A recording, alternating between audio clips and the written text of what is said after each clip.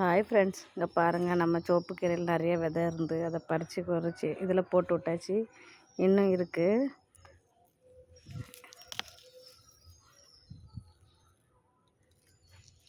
நிறைய விதை இருக்குது.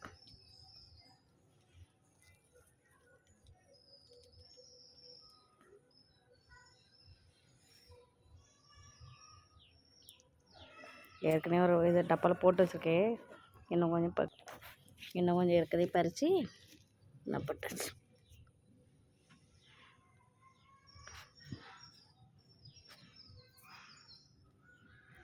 மேலே கொஞ்சம் தண்ணி ஊற்றி விட்டா அது சூப்பராக தழுத்து வந்துடும். அதை கட் பண்ணி விட போகிறேன். இது அவ்வளோ நான் கட் பண்ணிடுவோம்.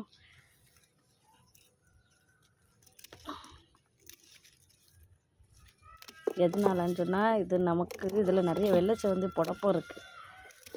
அது அவ்வளோ பட்டு போயிடக்கூடாது. இது விற்று போட்டால் எங்கேனாலும் முளைச்சிரும். ஆனால் செவந்தி பட்டு போயிட்டுன்னா ரொம்ப கஷ்டமாக இருக்குங்க கிடைக்கிறதுக்கு. அதனால அதை பட்டு போக விட்டுறக்கூடாதுன்னு சொல்லி இன்றைக்கி கட் பண்ணி விட்டாச்சு கீரையை. பெரிய மூடாக இருக்குது பார்த்திங்களா. இது பக்கத்தில் அவ்வளோமே வெள்ளைச்செவந்தி. அதனால் இன்றைக்கி சோப்பு கீரையை பிடுங்கியாச்சு. இந்த தொட்டி ஃபுல்லாக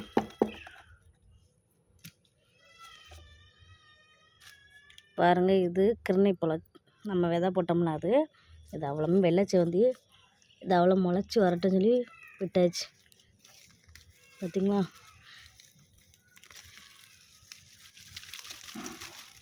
நம்ம வச்சு விட்ட இதை பாருங்கள். அந்த கருத்தை பூச்சி இப்படி நசுக்கி விட்டுட்டு பூண்டு, இஞ்சி, பச்சை மிளகு இவ்வளோ போட்டாலே போதுங்க. அரைச்சி தண்ணி எடுத்து அதை தெளித்து விட்டுட்டா ஈஸியாக போயிடும். இது இவ்வளோ நாள் கவனிக்கலை, நிறைய செடி நின்றனால.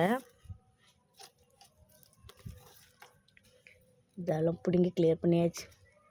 இது நம்ம வச்சு விட்ட மல்லிகை கொப்போடி இருக்குது, பூவோடி இருக்குதுன்னு சொல்லி அவ்வளோத்தையும் வச்சு விட்ருந்தேன். ஆனால் எல்லாமே தழுத்து வந்துருக்கு பார்த்திங்களா. வெள்ளைச்செவந்தி நிறைய அங்கங்கே நிற்கி.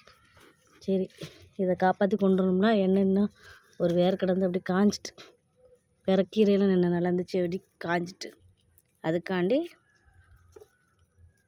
இது வேறு செடி விட்டுருவோம். இந்த வெள்ளைச்செவந்தியை அதை கட் பண்ணி விட்டுருவோம்.